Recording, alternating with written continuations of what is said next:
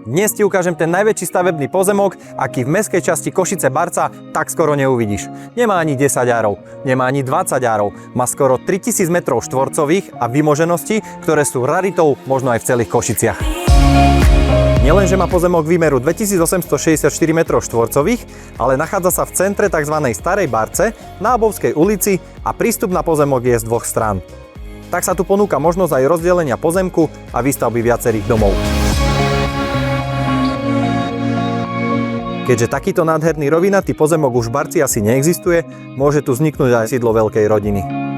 My tu už na pozemku dokonca jedno sídlo máme, také menšie, so 6 izbami, 3 kúpeľňami a výmerou až 300 m štvorcových. 10 ročia je prenajímaný rôznym spoločnostiam a tak generuje naozaj skvelé investičné čísla. Ale to najlepšie som si nechal nakoniec.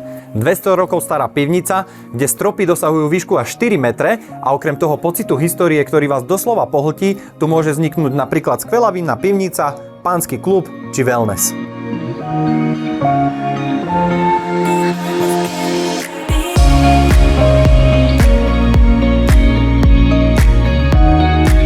Milujem, keď sa história spája s modernými prvkami, ale na to treba človeka s víziou. Ste to vy?